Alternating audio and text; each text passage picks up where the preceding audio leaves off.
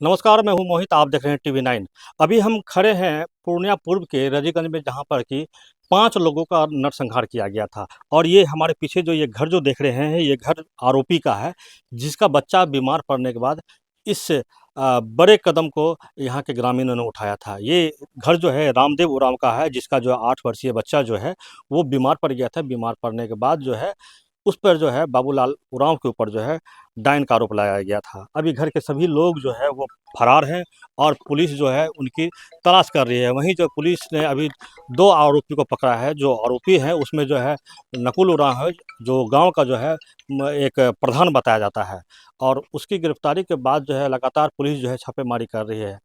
यहाँ हमने उसके जो मृतक बच्चा है, उसका दादी से बात किया। दादी का कहना है कि बच्चा जो है बगल के धान के खेत में काम कर रहा था, और काम करने के बाद जो है ये यहाँ आया, और यहाँ आने के बाद इसी आंगन में जो है बच्चा जो है वो गिर गया। गिरने के बाद बच्चे की जो है 5 मिनट के दरम्यान में जो है बच्चे की जो है मौत हो गई। मौत होने के बाद जो है उसे झाड़ फूँक करने के लिए ओझा गुनी के पास लाया गया, जहाँ पर बाबूलाल उरांव को कहा गया कि बच्चे को ज़िंदा करो। और ये मामला जो है 4 दिन पहले का है। 4 दिन से ये इस मामले में जो है सुगबुगाहट हो रही थी। बाबूलाल उरांव के ऊपर जो है षड्यंत्र रचा जा रहा था, और षड्यंत्र रचने के बाद जो है अचानक जो है चौथे दिन में जो है जब परिजन यहाँ पहुँचने लगे, तो उसमें जो मृतक का जो ममेरा भाई है, बहन है, वो पहुँचा था। और वो भी जो है गस खा के इस आंगन में जो है गिर गया था। गिरने के बाद फिर जो है ग्रामीण उग्र हो गए थे, और उन्हें लगा था कि बाबूलाल उरांव ने फिर जो है तंत्र मंत्र किया है। और जिसके बाद से जो है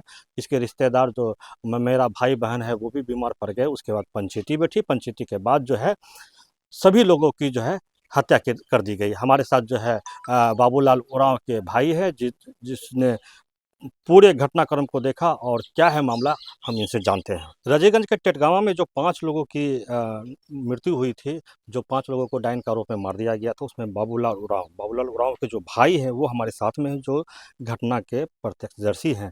वो बताएंगे कि किस तरह घटना घटी थी, कैसे कैसे घटना घटा था, शुरू से तो हम बताइएगा। देखिए, हम लोग को तो देखो घटना वो लोग खा पी के वो लोग हम लोग को हमको भी पता नहीं था। एक बैग आया वो लोग सामान लेके, तो हम लोग को वो लोग को उधर मार रहा है, हम लोग को इधर टेकअप किया है।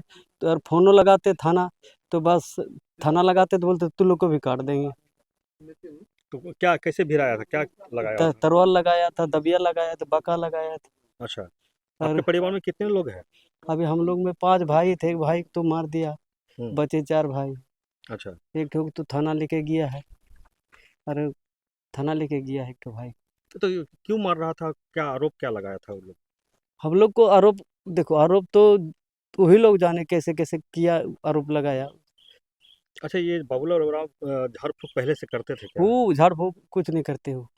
तो ये जो बच्चा जो मरा, तो ये नकुल उरांव ले गया था, झाड़ फूँक कर रहा था, वो क्या करता नहीं, है? कहीं लेके गया था झाड़ फूक करवाने के लिए, वहां से लाया। हुँ, तो ये लोग कैसे कैसे प्रोग्राम बनाया, हुँ। बस ये लोग को मारना स्टार्ट कर दिया। तो हम लोग बचाने जा रहे थे, बकाव हम लोग को तरवाल सटा देता है, तो तू लोग यहाँ नहीं आओ। अच्छा, तो एक बच्चा का जो मृत्यु हुआ था, उसका मौत कैसे हुआ था? सुनने खेत-ऊत काम करने गया हाँ था। खेत, हाँ बिचड़ा उखाड़ रहा था। हुँ, उसका वहाँ मम्मी था, हुँ, तो मम्मी वहाँ डांटा, तो दौड़ के आया। तो बस घर आके बस वो मर गया। मर गया। हम्म। और वो फिर उसके घर का 4 बच्चा और कैसे बीमार पड़ गया, 3 बच्चा? तो ये यार वो बीमार कहाँ पड़ा है, कुछ उसका नहीं। भेगना-भेगनी नतनी सब? नहीं भेगना तो काम से आया, हुँ, काम से आया तो कैसे कैसे बस अपना आंगन में गिर गया वो, हुँ। अपने आप गिर गया। अच्छा, वो भी? हाँ उसी के वजह से यही लोग गद्दारी करके करता है बोल के, बस वो लोग अपना हटा से प्रोग्राम लगा के। देखो हम लोग को इधर जान मार दिया, तो वो लड़का खड़ा होके बस तैयार हो गया। अच्छा, गाँव में है कि गाँव से दूर है? वो दूर है। दूर है। हाँ तो ये घटना कौन-कौन अंजाम दिया था? पंचायती में कौन-कौन बैठा था पंचायत? पंचायती बैठवे नहीं किया है, तो पंचायती बैठवे नहीं किया है। अच्छा। तो ये घटना को अंजाम 3-4 आदमी मिलके दिया कि पूरा गांव वाला देखे, पूरा गांव खाली है? देखिए पूरा गांव वाला करके हम्म। वही लोग किया है हम लोग को घटना, अच्छा। वही लोग किया है। तो आप लोग भी अगर बोलते तो खतरा था आप लोग हाँ को? तो हम लोग बचाने जाते हैं, तो बस हम तरवाल सटा देता है। अरे थाना फोन लगाएंगे बोलते, तो बोलते हैं काट देंगे तुम लोग को। बस यही बात है, और कुछ अच्छा, नहीं। घटना जो घटा उसके कितना देर के बाद पुलिस आया यहाँ? पुलिस तो कल आया, घटना पूरा होने के बाद में। कितना देर के बाद? वो कब आया, 10 बजे, 10 बजे करीब। नहीं 10 बजे आया। 10 दस। बजे आया? तो अभी तक किसी को पकड़ा है कि नहीं पकड़ा है? पकड़ा तो है, सुनते हैं नकुलवा को, वैसे सुनते हैं, हम देखे नहीं। अच्छा। उसको पकड़ा है, और एक आदमी का और पकड़ा है। जो किया है, ज़्यादा मारपीट किया है, जो तरवाल घुमाता तो उसी को पकड़ा है। क्या नाम हुआ आपका? मेरा खुबलाल उरांव। ये कौन सा जगह है?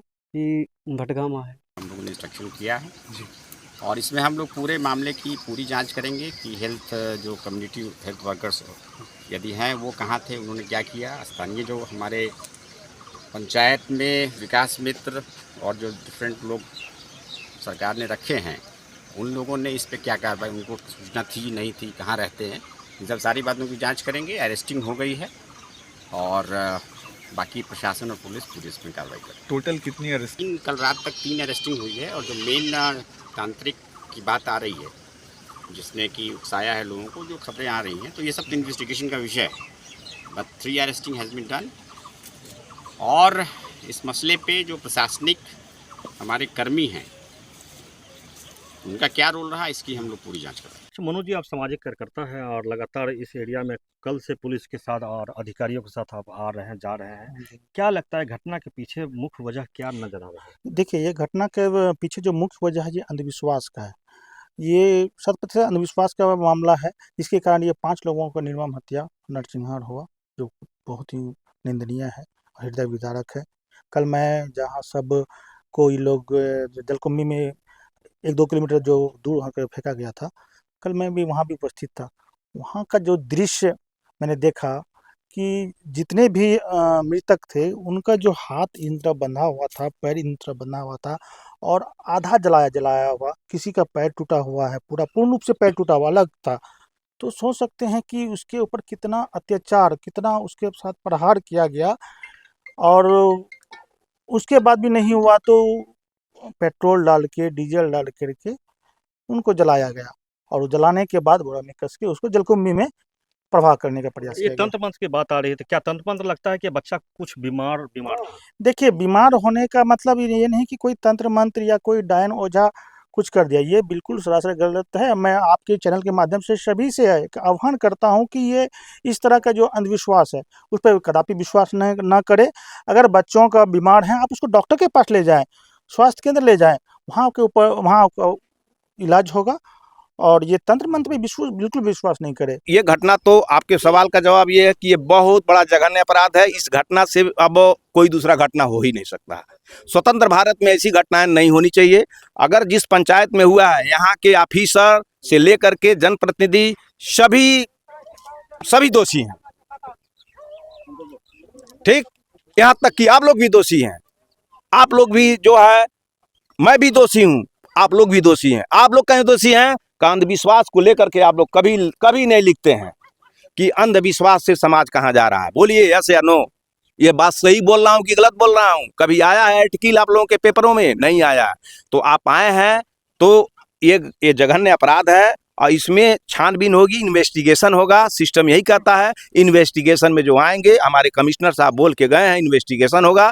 परिणाम स्वरूप जो भी मिलेंगे, उसको जो भी सजा भारतीय संविधान के तहत देना होगा वो दिया जाएगा।